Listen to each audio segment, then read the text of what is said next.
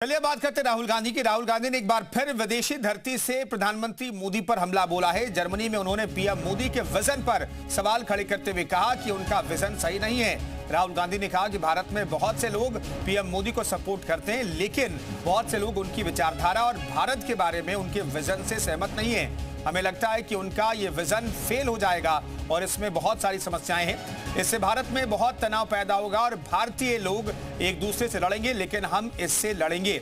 ये दो विचारधाराओं की लड़ाई है। इसके साथ ही राहुल गांधी ने बीजेपी पर संस्थागत कब्जे का आरोप भी लगाया। राहुल ने कहा कि सरकार एजेंसियों को अपने हथियार के तौर पर इस्तेमाल करती है। सरकार ने ईडी और सीबीआई का दुरुपयोग करके विपक्ष के नेताओं को निशाना बनाया है।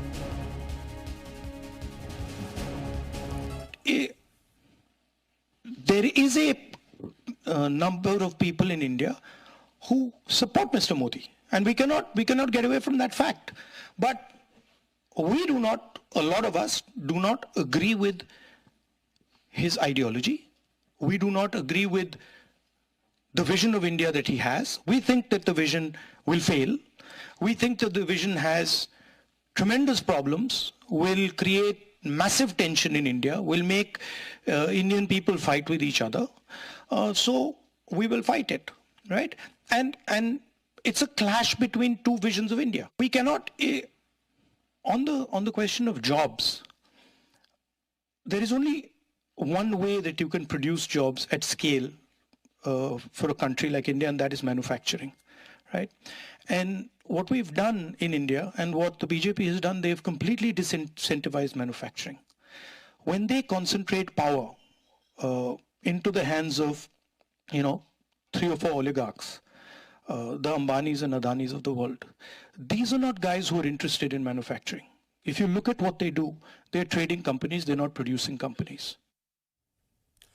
और केशव प्रसाद मौर्य ने पलटवार किया, राहुल गांधी पर पलटवार किया है। राहुल सत्ता वियोग में हताश हैं, ये केशव प्रसाद मौर्य ने कहा है। राहुल की सोच देश विरोधी है, विदेशी धरती से देश का अपमान किया है। यूपी का विधानसभा सत्र चल रहा है, जिसके चलते केशव प्रसाद ने राहुल पर हमला बोलते हुए कहा कि राहुल गांधी की सोच देश विरोधी हो चुकी है। राहुल सत्ता वियोग में हताश हो चुके हैं। केशव प्रसाद मौर्य, उत्तर प्रदेश के डिप्टी सीएम, ने राहुल गांधी पर निशाना साधा है। देश के नेता विपक्ष की बुद्धि देश विरोधी नेताओं की तरह हो गई है, अलगाववादी नेताओं की तरह हो गई है। भारत की संवैधानिक संस्थाओं को विदेशी धरती से निशाना बनाना, सत्ता वियोग में विचलित हो जाने के कारण इस जन्म में अब प्रधानमंत्री की कुर्सी नसीब नहीं होगी, ऐसा मान करके हताशा और निराशा में दिया गया श्री राहुल गांधी जी का जो जर्मनी की धरती से बयान है, उसकी कड़े शब्दों में निंदा करते हैं, तत्काल माफी मांगने की मांग करते हैं। और दिल्ली से बड़ी खबर है, इमरान मसूद का बीजेपी पर हमला। राहुल को पूरी दुनिया सुनती है, इमरान मसूद ने कहा। राहुल ने देश का अपमान नहीं किया, मोदी सरकार ने उत्पादन क्षमता गिराई, भारत बनाए कंज्यूमर बेस्ड इकोनॉमी, ये इमरान मसूद कह रहे हैं। भारत की अर्थव्यवस्था गिर रही है, मोदी सरकार के पास कोई विजन नहीं है, इमरान मसूद ने भी यह आरोप लगाया है।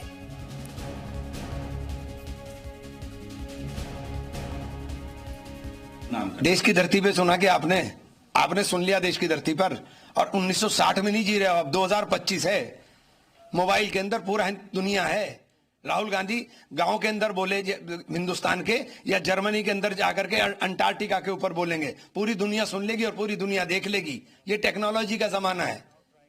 जो राहुल गांधी बात बोल रहे हैं उसको समझिए, उसको देखिए कि वो बोल के आ रहे हैं।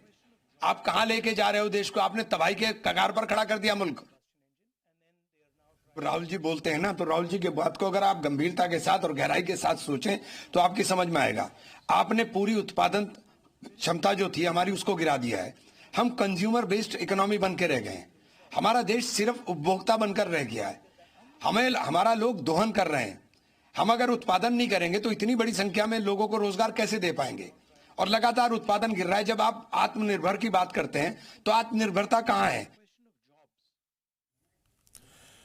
तो इमरान मसूद कह रहे हैं कि राहुल गांधी जब बोलते हैं तो दुनिया सुनती है, लेकिन देश में क्या राहुल गांधी को सुना जाता है? और देश में अगर राहुल गांधी को सुनते हैं लोग और गंभीरता से लेते हैं तो फिर कांग्रेस क्यों चुनाव दर चुनाव हारती जा रही है? यह अपने आप में बड़ा सवाल है। इन सवालों का जवाब देने के लिए तमाम मेहमान भी हमारे साथ मौजूद हैं। हिलाल अहमद हमारे साथ कांग्रेस प्रवक्ता मौजूद है, बीजेपी प्रवक्ता ऋचा सिंह हमारे साथ मौजूद हैं, सपा प्रवक्ता अशोक यादव भी हमारे साथ मौजूद हैं। ऋचा जी, पहला सवाल यह कि राहुल गांधी ने क्या गलत बोला, जरा हिलाल अहमद साहब को ही बता दीजिए। नहीं, देखिए, लगातार 90 से अधिक चुनाव हारने की हताशा में राष्ट्र विरोधी जो उनका चरित्र है वो एक बार फिर से जर्मनी की धरती से सामने आ गया है। राहुल गांधी जी जो लगातार देश की अखंडता पर, अक्षुण्णता पर और एकता पर विदेश की धरती से बैठकर हमला करते हैं, उसकी लगातार निंदा करते हैं, ये बेहद निंदनीय है। और राहुल गांधी जी को अपने इस बयान पर शर्म आनी चाहिए और उनको देश के सामने आकर माफी मांगनी चाहिए। सत्य तो ये है कि लोकतंत्र में जनता की अदालत सबसे बड़ी होती है और जनता की अदालत लगातार कांग्रेस के खिलाफ फैसले दे रही है। ऐसे में जनता के बीच में जाने के बजाय वो विदेश की धरती पर बैठकर कभी जर्मनी में, कभी अमेरिका में, कभी इंग्लैंड में जिस तरीके के देश विरोधी बयान देते हैं, भारत की संवैधानिक संस्थाओं पर हमला करते हैं, मैं आपको बता रही हूं कि आने वाले समय में राहुल गांधी जी और कांग्रेस पार्टी का इससे बुरा हश्र होने जा रहा है, क्योंकि वो अपनी ही देश के ऊपर हमला करने में कहीं पे भी नहीं चूकते और देश की जनता इसको लगातार देख रही है। अगर आप चुनाव हार रहे हैं तो आपको देश की जनता के बीच में जाना चाहिए और अपनी बात को समझाना चाहिए। आज आदरणीय प्रधानमंत्री मोदी जी के नेतृत्व में देश प्रगति कर रहा है। हम विश्व की तीसरी सबसे बड़ी अर्थव्यवस्था बनने की ओर अग्रसर हो चुके हैं। ऐसे में कांग्रेस पार्टी, जिसके एलओपी इतने गैर जिम्मेदार हैं कि जो पार्लियामेंट के सेशन में देश के सवालों पर बात नहीं कर सकते हैं, कांग्रेस का पक्ष नहीं रख सकते हैं, जनता के मुद्दों को नहीं उठा सकते हैं, वो लगातार विदेश की धरती पर बैठकर देश में, और मैं एक बहुत महत्वपूर्ण बात कहना चाहती हूं कि जिस तरीके से उनके बयान में आया कि देश में ही आपस में लोगों को लड़ाने की जो बात कर रहे हैं, ये देखिए बहुत गंभीर बात है। और देश के एलओपी के द्वारा अगर देश के भीतर गृह युद्ध करवाने की बात की जाए, लोगों को आपस में लड़ाने की बात की जाए, तो इससे निंदनीय कुछ नहीं हो सकता है। ठीक है हिलाल साहब, आखिर आप चले, हिलाल जी हमारे साथ अभी नहीं जुड़े हैं, हमारे साथ अशोक यादव साहब भी मौजूद हैं। अशोक यादव साहब, जर्मनी की धरती पर जाकर के ये कहना कि भाई देश में लोग आपस में लड़ेंगे और लड़ेंगे तो मरेंगे भी, तो आखिर ये बात कहने की जरूरत क्यों पड़ी? अशोक साहब, धरती चाहे जर्मनी की हो, चाहे साउथ कोरिया की सियोल हो, धरती तो विदेशी दोनों है। और सियोल में मैं अभी देख रहा था कि 18 मई 2015 देश के प्रधानमंत्री माननीय नरेंद्र मोदी जी ने बोला कि एक समय ऐसा था जब लोग कहते थे कि पता नहीं पूर्व जन्म में क्या पाप किया था कि हिंदुस्तान में पैदा हो गए, कौन सा देश है, कैसे लोग हैं इसके। ये देश के सम्मान के लिए बोला जा रहा था।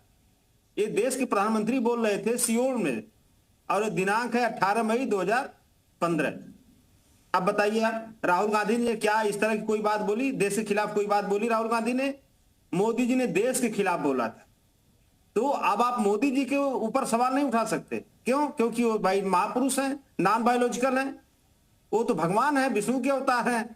और दूसरी बात अभी ऋचा जी कह रही थी, कितनी चुनाव हार गए, ये हो गया वो हो गया। अरे अब की बार 370 पार का नारा कौन दे रहा था, याद है आपको? लोकसभा चुनाव को पहले, आपकी गठबंधन की पार्टी और वो भी 370 पार। सुनिए ऋचा जी, सुनिए ऋचा जी, अफवाह फैलाना बंद करिए अशोक यादव जी। आखिर गठबंधन के नाम पर देश विरोधी ताकतों का और देश विरोधी सोच का समर्थन मत करिए। मेरी बात हो जाए, देख रही है दादा, इनको जब रोकिए, मेरी बात हो जाए। आपने भी ऋचा जी, ठीक है ऋचा जी मैं रिस्पॉन्ड करने के लिए मौका दूंगा आपको। अब मैं हिलाल साहब की बात जाने से पहले ऋचा जी मैं आपको मौका दूंगा रिस्पॉन्ड करने के लिए। जी देखिए, मैं ये कह रहा था कि मोदी जी या ऋचा जी अभी कह रही थी कि इतना चुनाव जीत गए, ये हो गया वो हो गया। आपकी बार 370 पार, गठबंधन मिला के 400 पार। 2024 का नारा था, कितना आए? 240। देखिए, पल्स पोलियो अभियान ने भारत से पोलियो का उन्मूलन कर दिया, लेकिन भाजपा को पोलियोग्रस्त बना दिया। अब एक पैर में नहीं, दोनों पैर में पोलियो हो गया। नहीं अशोक यादव साहब, ठीक है, चुनावी नतीजों पर चर्चा करने लग जाएंगे तो भाई वक्त बहुत कम बचेगा। मैं कह रहा हूं कि राहुल गांधी के बयान में आपको भी कोई दिक्कत नहीं दिखाई दे रही है, उन्होंने कुछ गलत नहीं कहा, क्या आप ये कहना चाह रहे हैं? राहुल गांधी जी ने जो देश की संवैधानिक संस्थाओं पर आसन्न खतरे को उन्होंने इंगित किया, ये बात उन्होंने चाहे यहां बोले या विदेश में बोले, आज ग्लोबलाइजेशन एरा है, आप वो चीज अगर आप किसी गांव में बोलेंगे वो चीज भी अमेरिका तक पहुंच जाएगी, अमेरिका में भी बोलेंगे तो वो बात गांव में पहुंच जाएगी। ठीक है अशोक यादव साहब, आप जवाब लेते हैं। ऋचा जी अब जवाब दीजिएगा। दरअसल भाई आप किसी गांव में कहिए या फिर जर्मनी में कहिए, अगर विरोधी दल के नेता कुछ कहते हैं तो वो तो विदेश तक जाता भी है, वो यहां बोले जर्मनी बोले क्या फर्क पड़ता है? विपक्ष कह रहा है।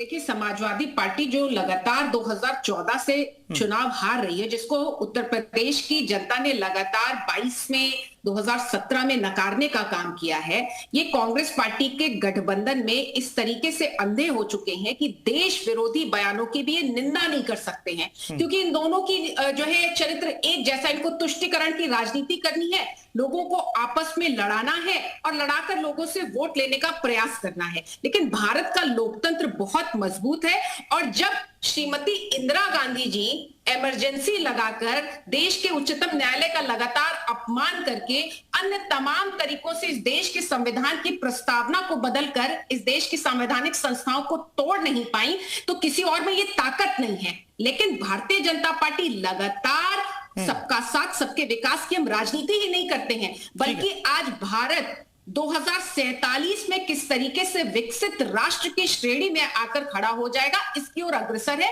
समाजवादी पार्टी और कांग्रेस पार्टी की कुंठा समझ में आती है, क्योंकि जनता इनको सुनने के लिए तैयार नहीं है। ठीक है रिचा जी, मैं लौट रहा हूं, हिलाल जी हमारे साथ जुड़ गए, उनसे थोड़ा सा रिएक्शन ले ले, फिर मैं लौटता हूं।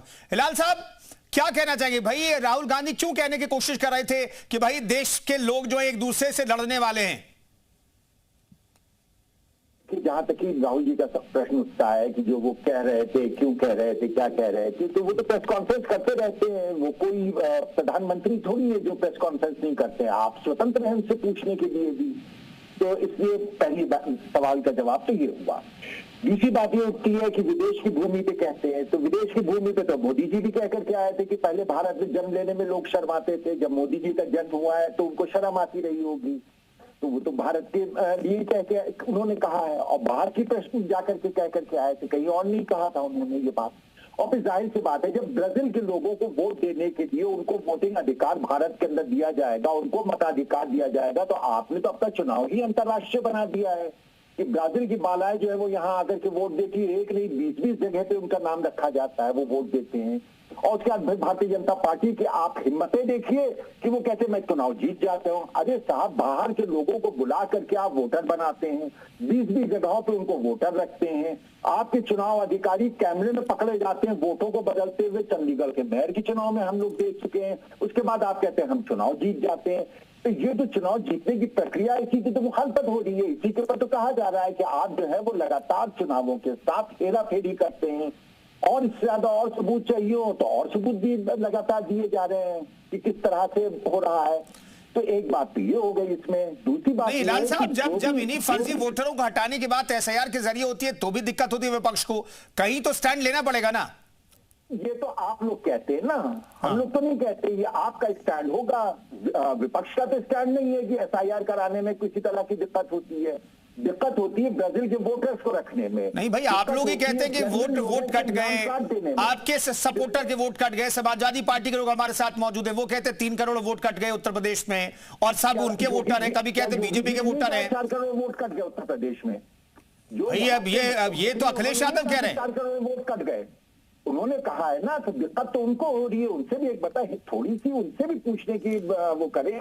नहीं, उनसे भी सवाल पूछा जाता है लाल साहब। रिचा जी, छोटा जवाब, छोटा सा रिएक्शन। भाई आप लोग क्यों इतने परेशान हैं? वो सच्चाई तो कह रहे हैं राहुल गांधी, ये लाल साहब कह रहे हैं। भारतीय जनता पार्टी सिर्फ चुनाव नहीं जीतती है, भारतीय जनता पार्टी ने इस देश की जनता के दिलों को जीता है, जिसकी वजह से लगातार एक के बाद एक चुनाव भारतीय जनता पार्टी के पक्ष में जनादेश आया है। लेकिन सवाल इस बात का है कि 50 सालों से अधिक तक जब कांग्रेस पार्टी इस देश में जीत रही थी तो सब कुछ ठीक था, लेकिन आज संवैधानिक संस्थाएं खतरे में हो गई है, क्योंकि का जनादेश नहीं मिल रहा है।